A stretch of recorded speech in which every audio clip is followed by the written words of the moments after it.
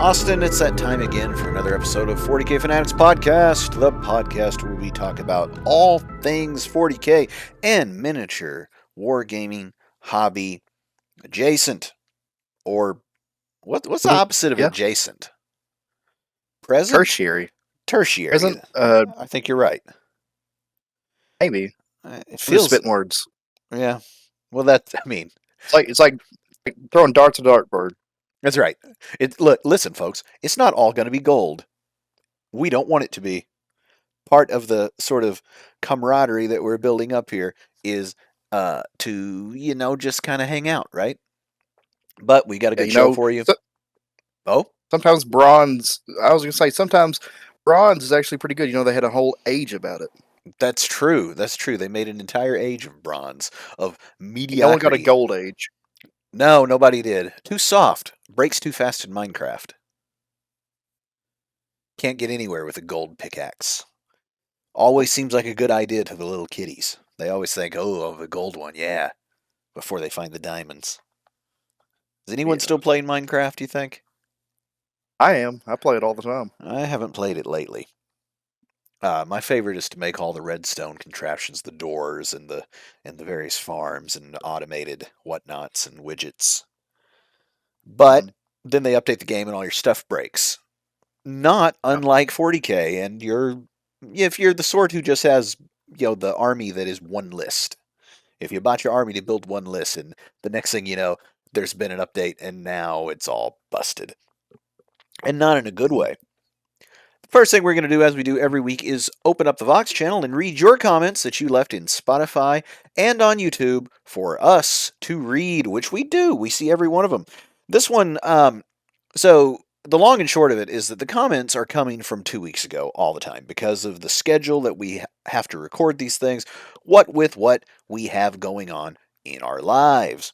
So, this one comes from the podcast we did on the Spiky Bits article about the latest 40K lawsuit, and they were varied. Okay?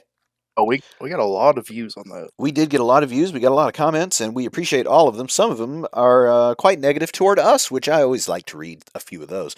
But here's the first one. Peter Millar 8866 writes, I hope you all flagellated yourselves for using a Spiky Bits article. I don't think I saw that one. Yeah, to which I replied, yeah, we kind of did. Spiky Bits is very much making a living off of biting the hand that feeds them. I also have a very low opinion of journalism and journalists under any circumstance. Next, USA Libertarian. He says, oh yeah, this guy, this is kind of a wild thing. People definitely want recasts, and this obviously isn't about market confusion. They sued a guy for a Battletech Warhammer. It's about protecting GW's profit margin, which is fine, but that's not pro-consumer when the consumer is precisely trying to avoid GW. And to this USA Libertarian, I say, if you can't avoid the thing and participate in the thing. I mean, I guess you can if you want to be a crook. And that's your prerogative at the end of the day, right? But, like, you can't just say, I like to drive 100 miles an hour, that's the only way I'm going to drive. Because we've established that if you do that, you'll get arrested. So you're not allowed to participate under any wild scenario that you cook up. All right. Yeah. Let's see. What else do we have here? Oh, BCJ 9000 said never heard of Discourse Minis, but I will get out of here since you suggested it. This was an individual that took issue of me being not super glowing about the Discourse Minis lady, because sure enough, by the way, she did do a video about this topic, and it was the sky is falling as usual. PH Lug or Flug, perhaps he is called. So glad I'm moving to one-page rules. GW probably won't notice, but I can't support these evil jackasses. There were a couple of those type of comments, and I just feel like, um, gosh, where do I even start with this point? I like gatekeeping.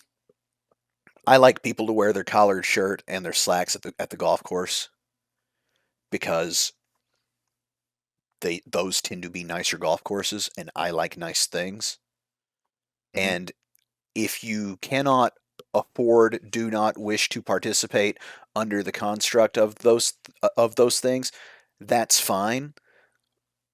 But don't come and mess up my good time because you don't want to act right. Hmm. All right. So I feel like that the people that just see any type of legal action made by a corporate entity or an individual and say, that's just evil, non consumer gatekeeping nonsense, I just don't think you really have a very solid, fundamental, philosophical grasp of what the legal system is even for or what it does. I always think in the cases of this almost abstract type of stealing, because in the case of recasts, that's what it is.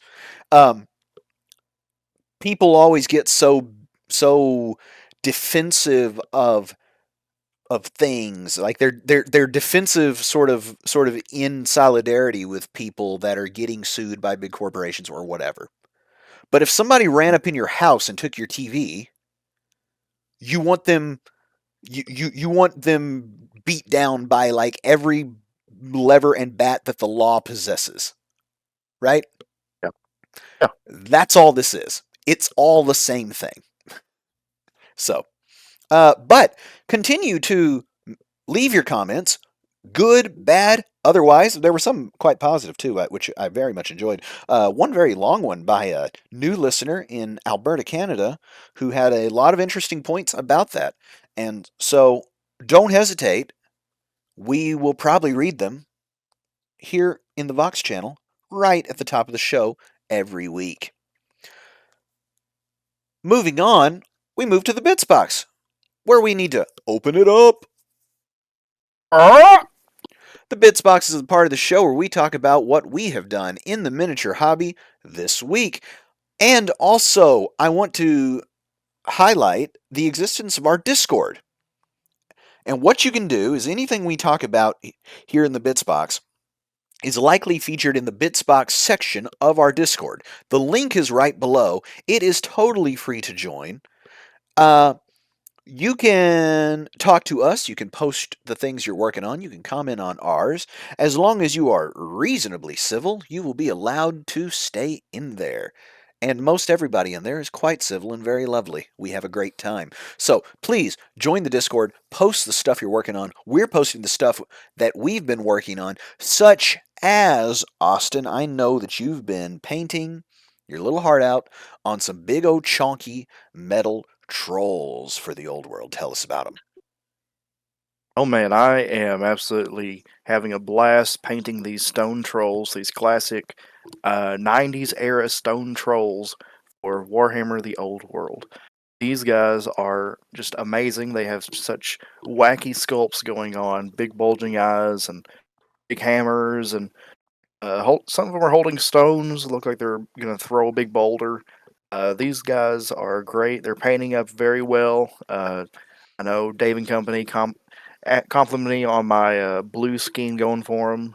Did that dark Prussian blue with Drakenhof Nightshade, dry brush with I believe it's pronounced Olitic or however it is, blue, kind of a lighter blue from Citadel Paints, uh, and then working on the details right now. I had to go to the foundry, the other local store here, to pick up some yellow paint, do the eyes. I was gonna do sort of like almost like big boiled egg yolk eyes with black pupils going on with them. But they're turning out really well. I'm enjoying them. I can't wait to get them onto the table for our game soon. Yeah, why do you think that they're going so well to paint? Is it just because they're bigger and the rest of your goblin army is so very tiny? Is there just Yeah, I something think freeing about like it being a medium-sized kind of thing where you just sort of throw it on and let it ride? yeah, well, it's mainly once you get the blue done, you've got like most of the model done. Then it's just the detail work. Yeah. No, they Getting all the little definitely look bits. good. Yeah, the goblins are. I hate to say I'm kind of putting off the foot guys because just how much stuff has to go into them, and like the purple and yellow, trying to get those done on those. So these stone trolls have been a nice change of pace. Nice. I played a game today. So, Really. I played the first round of our local 40K league and okay, a couple things.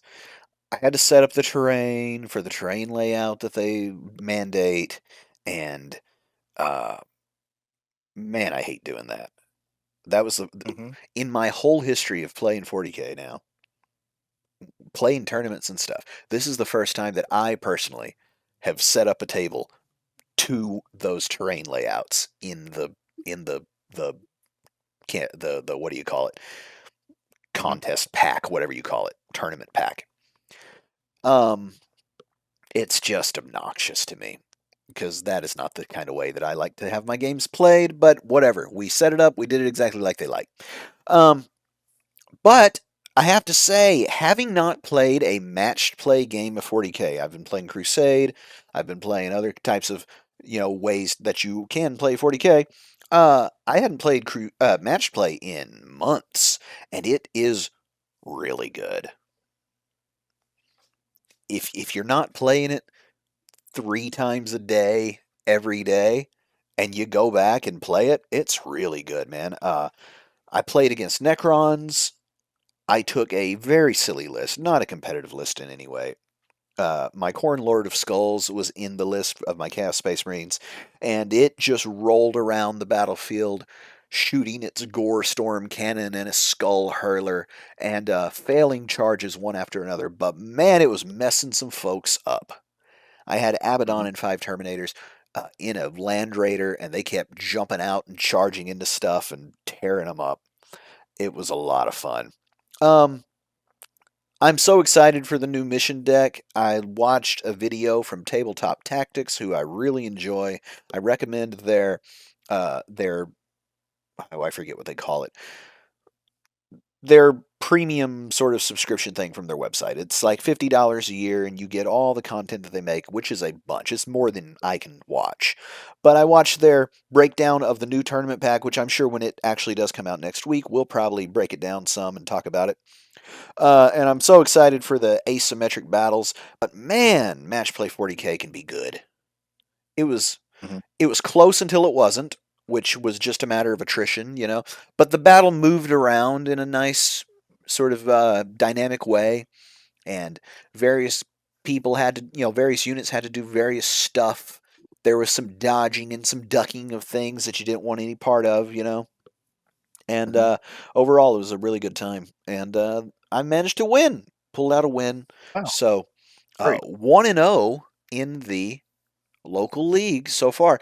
I also picked up my Old World High Elf Silver Helms. The Silver Helm Cavalry dudes are finally here. They're the ones that I've been waiting on because they are the most kind of regular cavalry in the high elf range. There's something like I forget what Sea Guard or Phoenix somebody or other, and they're cool, but they kind of have a lot of stuff going on, right? And they're very kind of if you're gonna have the Phoenix dudes, you need to have a Phoenix. I don't have a Phoenix. I got a dragon.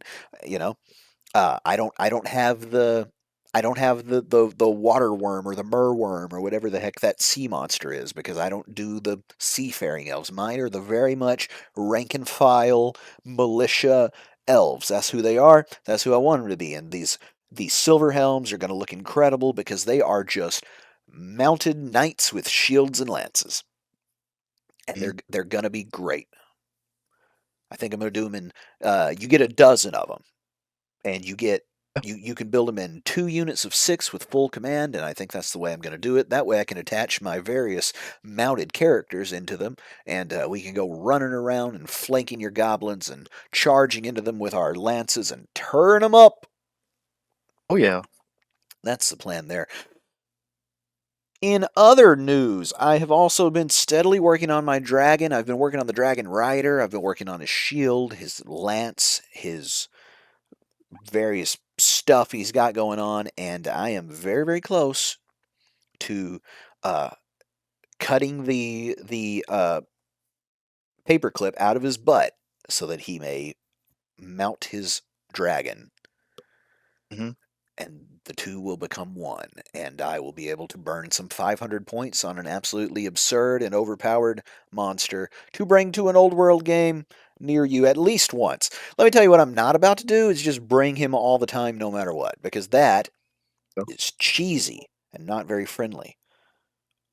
Yeah, But I mean, I'm going to have to bring him yeah. once. You're just going to have to Hmm. deal with it. Because I imagine that he's going to fly over toward a bunch of goblins, flame breath them off the map, and then keep it moving. Yeah. I mean, I think the dragons exist on a spectrum, and where there's like the dragon that you just kind of take because it's your centerpiece model, and then there's the dragon that you then put your mega character on with all the upgrades and artifacts, and just make them just a one man army basically. Yeah, and I mean, it's funny because in the old world sort of zeitgeist, there's three dragons is kind of the boogeyman of the whole entire game. Like three giant, ridiculous monsters, and then you fill out your points just enough to make it all work. But in the book, there's like three types of dragons, and some of them are not very many points. So you can have it not be a total game breaking thing, which I think will probably be the way that I run it most of the time, in air quotes, real life. Because also, I'm Yeah, very quickly running out of points. Like, what did we play? A 1,500 point game the other day? we played 1250, We played 1250, and and I feel like 1250 is a good kind of entry point because that's about where a lot of battalions that you buy end up being. They can usually end up being 1250 or so. oh yeah, well my point is, if I take that 1250 and I take the dragon even as cheap as you can get him, I've got a mage or two to add. Well, right there, I'm probably up to around 1,600 points if that's a cheap dragon, and that's before I even get all my cavalry in and my other bolt thrower. You see, so I'm going to want, whether I take the dragon or not, to still be able to take a bunch of stuff because I think the game works better and it certainly looks better when you take a bunch of stuff. Yeah. But have I done anything else? Oh, well, you go. What else have you done in the hobby this week? Um, built that Doom Diver. I've got him built. That was a bit of a pain. Trying to get built. Ended up. This is a bit of a fun thing. Working on the metal models, I had to do a bunch of filing and stuff, and I just went outside to my pickup truck and just took the bed down and sat back there with all my metal models and was filing away mold lines and blemishes and everything. But the Doom Diver was a bit of work because it required a lot of that on a lot of little pieces to get everything to fit well, and got that built. Got the little goblin crew done. Look, it's got kind of a. It's got two models for the crew, but it's got like three wounds. So one of them's gonna need a wound counter next to it. Uh, and it looks like they're kind of like pulling the slingshot back. They got kind of like a rope with a hook attached. They're pulling it back to launch the goblin. I got that built. I was gonna get it primed today, but I looked outside and turned out it's raining. Yes, it has been raining. It's messing up my golf real bad. Another thing that I've done in the hobby lately is I keep up with Warlord Games because they're the ones who have got the boat game, the Black Seas, that we're going to play soon. They also handle bolt action, but they also handle a game that is quite close to my heart, and that is the Judge Dredd game. You know I love me some Judge Dredd. If you're a frequent listener, I've shown plenty of Judge Dredd models, and it's coming to a close. Last Oh, chance to buy. So everybody, if you want oh some man. Judge Dredd, you better go get it now. You can play it against me. You just have to come to the state of Arkansas in the US of A and play Judge Dredd with me. How does that Somebody, make you feel? anybody. Um, it's not surprising. Now, I did sort of finish off. I mean, I tell you what, this is crazy. Me and the wife realized that we, between the two of us, because she likes the gangers, so all the just random silly looking outfit gang member guys. Uh, we pretty well polished off all of them and all the city defense force with this last little order that we placed. You know, Yeah. because everything's marked down, and so it's a huge collection of Judge Dredd stuff. So I'm not surprised that that's not a huge money making sort of thing, but I am glad that I've got it because here's a little secret, folks. If you've got a game that is in a book, it doesn't go bad. You can play it 100 years from now, and it'll be just as good or bad as it was when it was written. And so that's what I think about Judge Dredd, but I like it a lot, and it's okay that new stuff's not going to come out for it because honestly, they made everything that I could have asked for. I mean, they've got all the And major bad guys. They've got all the judges that you can imagine. The game itself has got instructions basically to make whoever you could imagine. So it's uh it's good. I like it. you got everything you need. Got everything I need. Got everything I Good. need.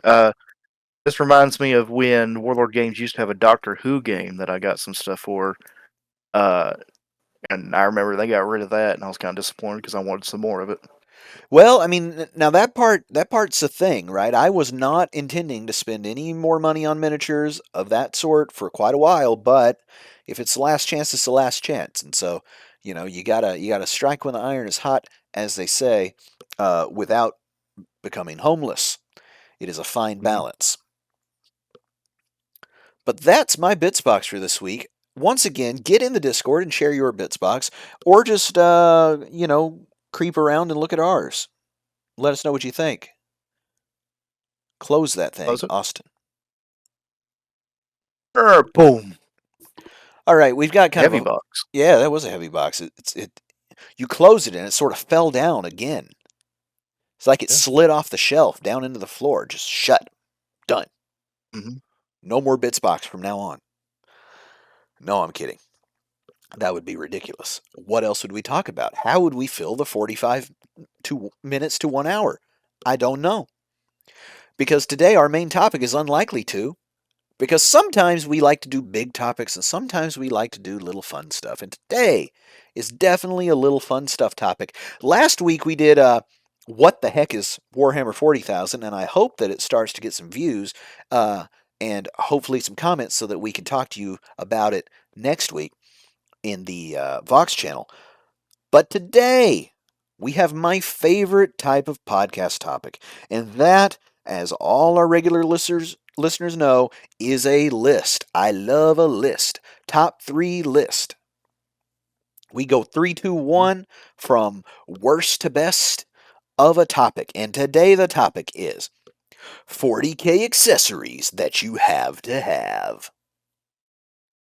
Oh yeah. Oh, yeah.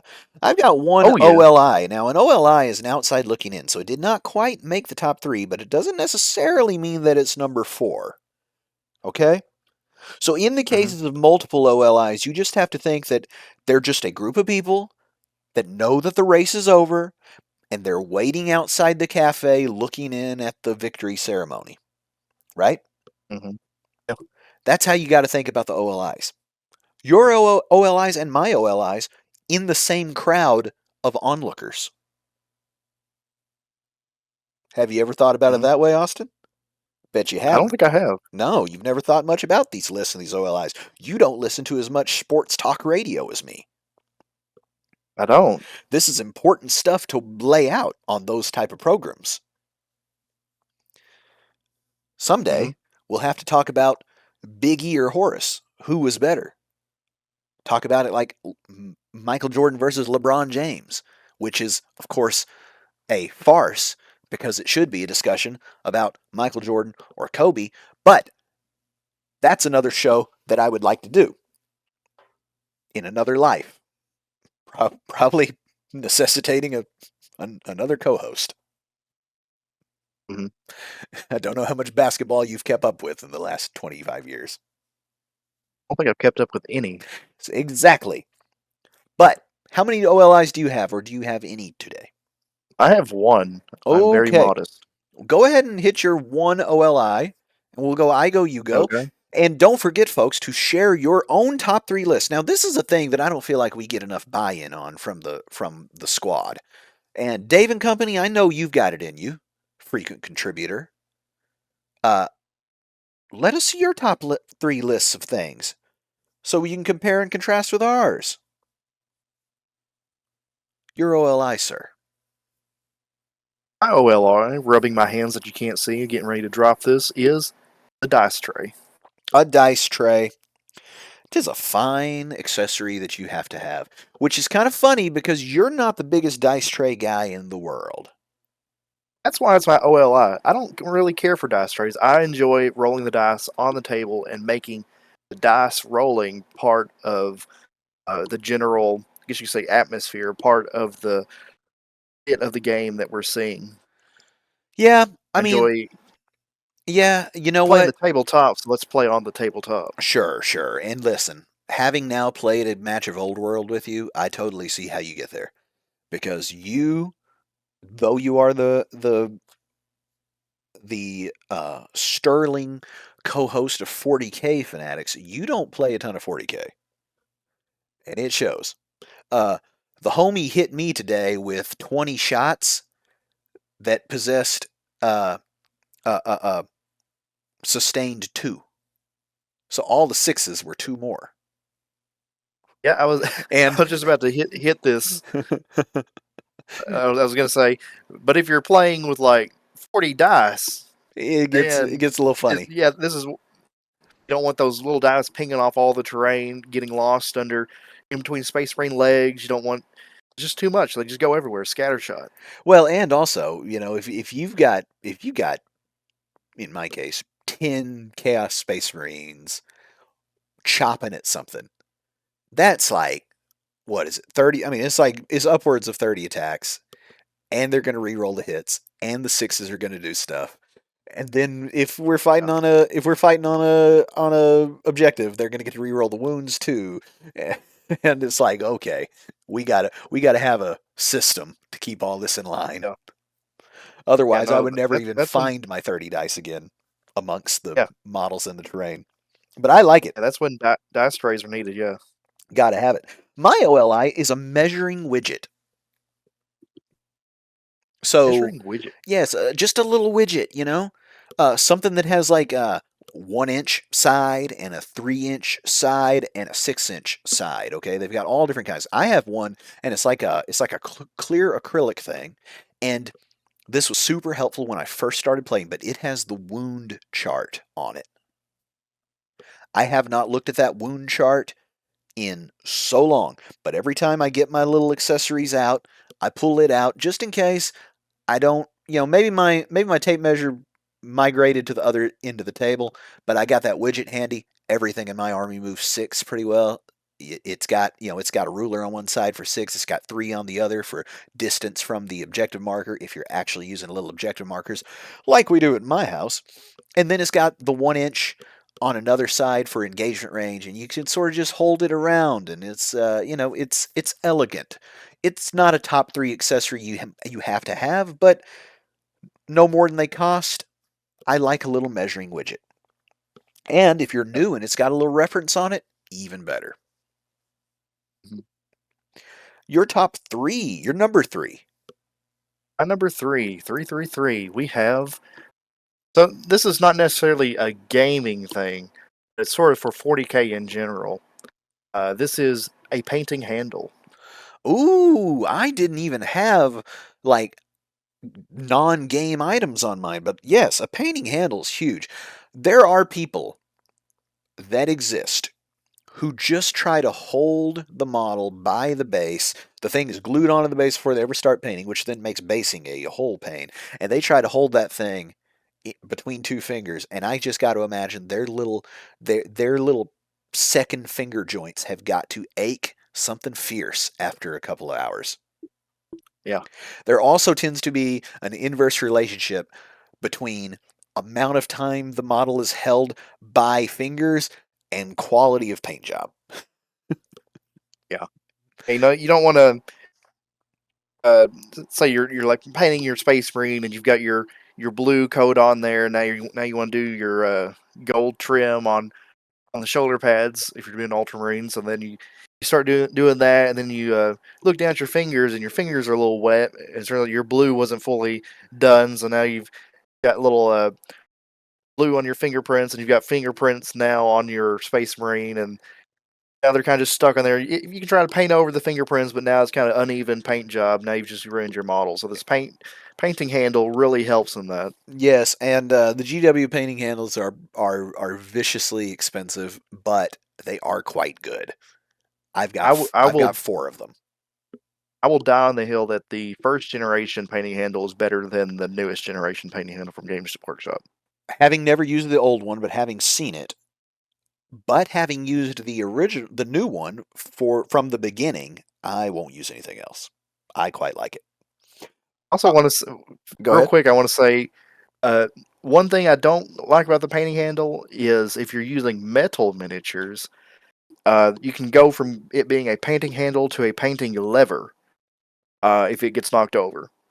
And using physics, that will accelerate your metal model into your table and smash it. I've had this happen a couple times. Yeah, I even have the big one. So I've been painting my dragon on the big new painting handle. So that thing is holding the whole dragon. And when I go to set it down, either I set it down very carefully, or if I intend to have it set down and pick anything else up, I take it off the handle and set that thing back down on the table, just for the reason you're Yeah, saying, because that gets yeah, precarious. Now they do make a thing that's like a helping hands type thing hmm, that the painting handle fits into.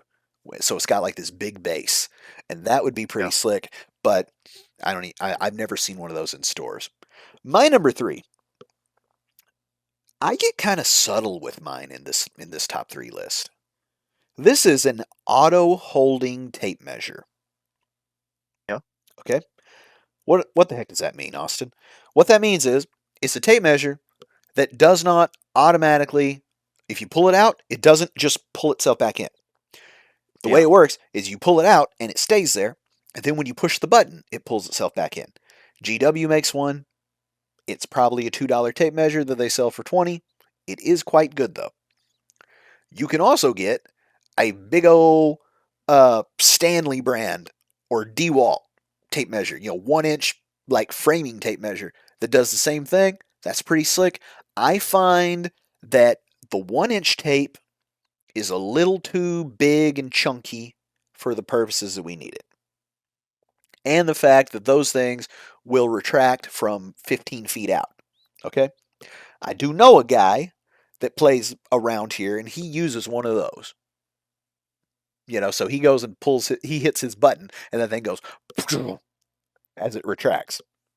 I don't think you need all that. I think what you want is a 9 or 12, maybe a 16-foot tape. You want the half or the 3/4 inch width, and you want it where it automatically holds. You don't want to have to slide down. Some of our Yeah. older listeners will know who've done some home improvement projects. You don't want to have to slide down to stop that thing and then pull it back or try to hold it with your finger because remember, you got to be measuring here, there, and elsewhere and moving models around. So you want it to hold itself. So, the finer points on that is a little thinner tape and it's got to hold itself out and then it's got the button to bring it back. I want to add a little, I guess, footnote to this point you have with the tape measure. Uh-huh. Uh, Here's an unnecessary Games Workshop accessory: is a very large, like construction tape measure. That's maybe a couple pounds that you're kind of using to measure a 3-inch charge into, let's say, a bunch of little delicate, like Adeptus Mechanicus, that if this falls on them, they're going to smash up and be unrepairable. 100%. 100%. Like I say, I know one guy that does that. He's got the 25-foot silver Stanley, I believe it is, which he's got to hold with his finger underneath, just like it's the 80s. And we're Yeah. watching Norm on This Old House. Uh, and, he's doing a thing. There's no doubt. And so I'm happy if somebody's doing a thing. They're kind of like, what you're doing, right? But if you're just somebody who maybe in your day to day doesn't use a tape measure, no, you want that thing, you just want to pull out the little 6, 8 inches that you need. At the most, you get 3 feet of that thing out and it holds itself easy. But you're Yep. right. You don't want to drop your big old framing tape measure on the miniatures gaming table. Don't do that, people. Get something appropriate. What's your number two, sir? Exterminatus. My number two is movement trays for hordes. Movement trays for hordes. I'm of two minds about the movement trays. Because, one, I love them in Old World. It's a rank and flank kind of thing. Everybody's ranked up. They stay in that formation. The movement trays feel like they'd be a great idea. But I've never actually seen anybody use them where it looked like they were much less trouble than not, due to the way I think 40k terrain is. yes, I believe it's a double-edged sword in that if you're in a tournament and you're just trying to not have your chess clock run down, trying to move your like 120 guardsmen, uh, bit by bit, this is where they come in handy. Doing it that way. But the counterpoint you're going to be faced with this is that with terrain layout, depending on what the footprint of your movement tray for your little horde is, will kind of influence how you have to move these guys around, and you might have to end up taking them out of the movement tray to a certain maneuver. Yeah, it's almost like you end up with a little less fidelity in your movement that you're trading Yeah. off for just being able to say, you know what, I don't really want these guys beside this building, but the fact that I can just say, bang, they're there, rather than 1, 2, 3, 4, 5, all my Yeah. chess clock time is run out, I Mhm. get it. And especially since, in the case of guardsmen, those guys are mainly just charge blocking chaff. It's Mhm. probably not the end of the world if they're a little out of position, is it? No, I mean, if you're running like big blocks of hormigons, I mean, you can probably have an issue there as well. But I think depending on how your movement tray is, you can maybe try to get a little bit of like movement out. So you can also lift a bit of terrain up and place it on the movement tray to get a little bit more movement going on. I wonder too, like, if your movement trays were only for 5 guys at a time, that would probably be the way. So that you have like these, they're still bigger footprints, but they're sort of manageable in the way that you would be able to load one, unload one, move the others, and kind of Yeah, just sort of, that's the way a lot. That's the way a lot of these are. They're not like you're not doing like a 10 block guys in a 10 static. Usually it's kind of like five or however many kind of like broken up. That way you can kind of rearrange your movement trays together into the unit. That way you get a bit more movement going on. yeah, I like that. I like it.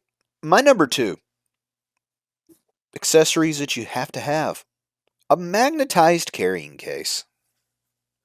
You and I have got the exact same one. My wife No, got I me was mine, surprised. and I can't think of the brand, but it's one of those MDF, laser cut kind of jobs, and it comes with 5 or 6 metal trays, and they slide into slots like almost like the bread oven at Subway.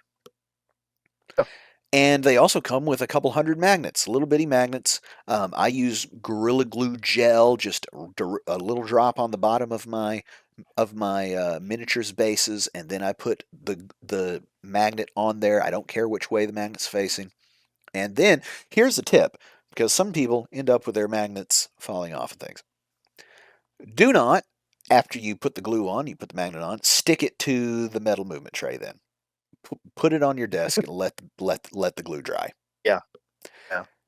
No, yes, I know that the magnet is not flush with the bottom. You don't need it to be. People get Uh, a little over their skis when they start seeing on YouTube, and someone will be like, with this, that, and the other, you can turn your whole tray over. I'm like, if something's happening that your whole case is being tipped, is being inverted, you've got bigger problems than whether or not your models are hanging from the ceiling. Like, yeah. they're going to break from whatever jarring has happened, whether they stay stuck or not at that point. So don't worry Yeah. about that, folks. But you got to have one. It makes life so much easier and it keeps your stuff in such better nick because you shoebox people with your dudes just strewn out in a pile. Um, I I'll be honest, I get tired of watching you try to sort out who's who and what's what as soon as you get to the place. It would be nice if you just had done that at the house and they were magnetized and each unit's kind of grouped up so you can be like, and there's a unit, and there's a unit, and there's a unit. Sometimes I don't even know what people are playing when they show up with a loose box of models. I'm like, I don't even know what this list is supposed to be. And I Loose gotta box of wait. models with models from other games, and Yeah, and I gotta wait 20 minutes for you to sort out what you got, and guys are missing arms and stuff, and it's like, well, that guy, I think I got a rocket launcher in here, but I think he's at the bottom of the box. Oh, come on, man, get you yeah. a case.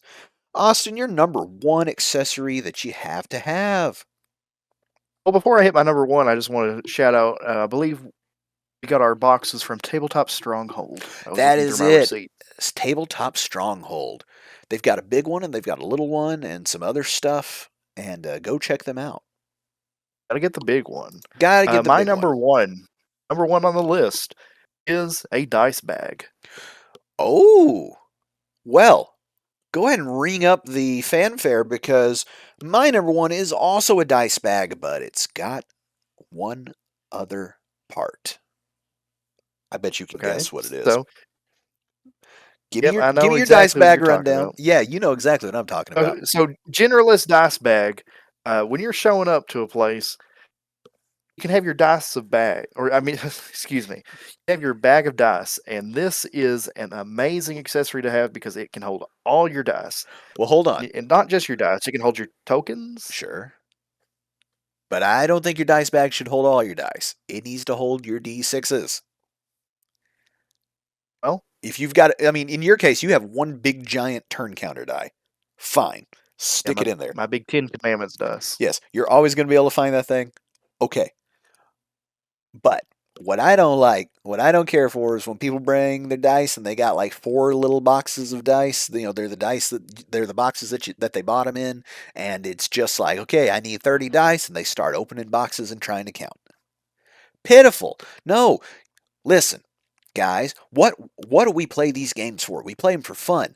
What makes things more fun? Immersion. You know how you can be more immersed when Cypher pulls out his plasma and bolt pistol and starts shooting things in combat with the enemy? When he unholsters those things is when you reach down to your hip where your dice bag hangs from a carabiner on your belt loop because you've got it set up that way. And you pull out however many dice. Blind. You don't even have to look. You're one, two, three. You get to where you can feel three, four at a time. Bang, bang, bang. They're going into your other hand. You count them up. You lay them down. You roll them. And then they go right back in the holster. Smoking. Finger Oh guns. yeah, gun Oh, smoke. oh. Got to have. Got to have. It's my number one. It's my number one accessory that you have to have before you have any of the others. I mean, use a ruler for all I care for your tape measure. Get a yardstick. Get one of those old carpenter's rulers that folds. I don't care. But if you do all that, be pulling your dice out of a holster.